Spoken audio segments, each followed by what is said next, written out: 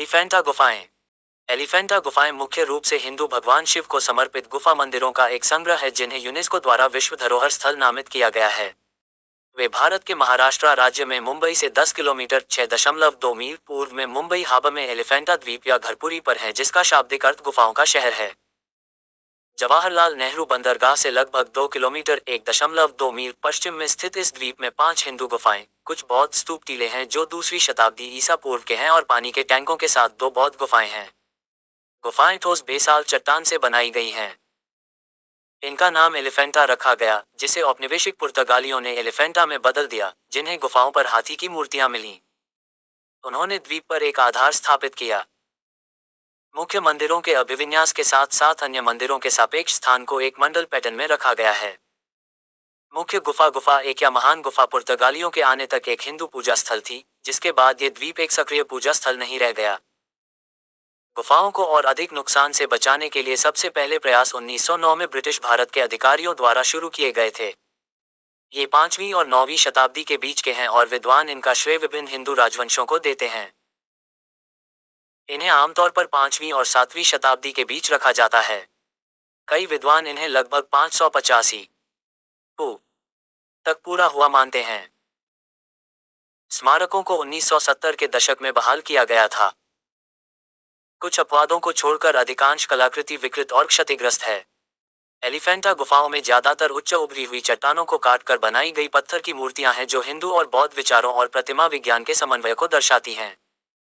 नक्काशी हिंदू पौराणिक कथाओं का वर्णन करती है, जिसमें विशाल अखंड 5.45 मीटर 17.9 फीट त्रिमूर्ति सदाशिव, 3 मुख वाले शिव नटराज, नृत्य के भगवान और योगीश्वर, योगियों के भगवान सबसे प्रसिद्ध हैं। वर्तमान में इसका रखरखाव भारतीय पुरातत्व सर्वेक्षण एएसआई द्वारा किया जाता है। इतिहास। द्वीप का प्राचीन इतिहास हिंदू या बौद्ध दोनों अभिलेखों में अज्ञात है। पुरातात्विक अध्ययनों से ऐसे कई अवशेष मिले हैं जो बताते हैं कि इस छोटे से द्वीप का एक समृद्ध सांस्कृतिक अतीत था और संभवतः दूसरी शताब्दी ईसा पूर्व में मानव बस्ती के प्रमाण मिले हैं।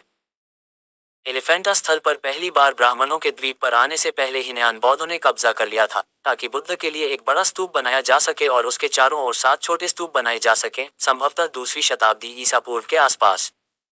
द्वीप पर 4वीं शताब्दी ईस्वी के पश्चिमी क्षत्रपों के सिक्के पाए गए थे। क्षेत्रीय इतिहास सबसे पहले गुप्त साम्राज्य काल में दर्ज किया गया है, लेकिन इनमें इन गुफाओं का स्पष्ट उल्लेख नहीं है।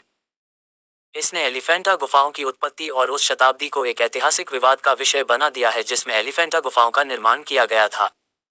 इनका काल निर्धारण मुख्यतः दक्कन क्षेत्र के अन्य गुफा मंदिरों के काल निर्धारण के आधार पर 5वीं शताब्दी के उत्तरार्ध से लेकर 8वीं शताब्दी के उत्तरार्ध के बीच किया गया है। औपनिवेशिक युग के इतिहासकारों ने सुझाव दिया कि गुफाओं का निर्माण राष्ट्रकूटों द्वारा 7वीं शताब्दी में या मुख्य रूप से एलोरा गुफाओं के साथ कुछ समानताओं पर आधारित एक परिकल्पना के बाद किया गया था, लेकिन बाद के निष्कर्षों से इस सिद्धांत को बदनाम कर दिया गया है। भारतीय पुरातत्व सर्वेक्षण और यूनेस्को के अनुसार यह स्थान प्राचीन काल में बसा था और गुफा मंदिरों का निर्माण 5वीं और 6वीं शताब्दी के बीच किया गया था। समसामयिक विद्वान आमतौर पर मंदिरों के पूरा होने को 6वीं शताब्दी की दूसरी तिमाही और गुप्त साम्राज्य युग में कलात्मक विकास की अवधि की निरंतरता के रूप में मानते हैं। ये विद्वान इन गुफा मंदिरों का श्रेय कलचुरी वंश के राजा कृष्णराज को देते हैं। इसका काल 6वीं शताब्दी के मध्य में पूरा हुआ और यह एक हिंदू कलचुरी राजा द्वारा निर्मित मुख्य रूप से शिव स्मारक है, जो मुद्राशास्त्रीय साक्ष्य, शिलालेख निर्माण शैली और अजंता गुफाओं सहित अन्य डेक्कन गुफा मंदिरों के बेहतर काल निर्धारण और डंडिन दासकुमार चरित के अधिक दृढ़ काल निर्धारण पर आधारित है। चार्ल्स कॉलिंस के अनुसार एलिफेंटा गुफाओं के महत्व को प्राचीन और प्रारंभिक मध्ययुगीन हिंदू साहित्य के साथ साथ उपमहाद्वीप के अन्य बौद्ध, हिंदू और जैन गुफा मंदिरों के संदर्भ में अध्ययन करने से बेहतर ढंग से समझा जा सकता है। ऐतिहासिक एलिफेंटा कलाकृति पौराणिक अवधारणाओं और आध्यात्मिक विचारों से प्रेरित थी जो रुद्र और बाद में शिव पर वैदिक ग्रंथों, महाकाव्य पुराणों और 5वीं शताब्दी में रचित हिंदू धर्म के पाशुपत शैव साहित्य संग्रह में पाए गए थे। पैनल उन विचारों और कहानियों को प्रतिबिंबित करते हैं जो लगभग 525 ईस्वी तक भारत के कलाकारों और गुफा वास्तुकारों के बीच व्यापक रूप से स्वीकृत और प्रसिद्ध थे। इन ग्रंथों में पौराणिक कथाओं में काफी भिन्नता है और बाद के प्रक्षेपों द्वारा इसे बहुत विकृत कर दिया गया है, लेकिन एलिफेंटा गुफा पैनल 6वीं शताब्दी में सबसे महत्वपूर्ण कथा संस्करण का प्रतिनिधित्व करते हैं। पैनल और कलाकृतियां अपने उदारवाद प्रवाह और गति के माध्यम से पहली सहस्राब्दी ईस्वी के मध्य में हिंदू संस्कृति पर वैदिक और उत्तर वैदिक धार्मिक विचारों के प्रभाव को व्यक्त करती हैं। छठी शताब्दी में गुफाओं के पूरा होने के बाद एलिफेंटा क्षेत्रीय रूप से गुफाओं के घरपुरी गांव के रूप में लोकप्रिय हो गया।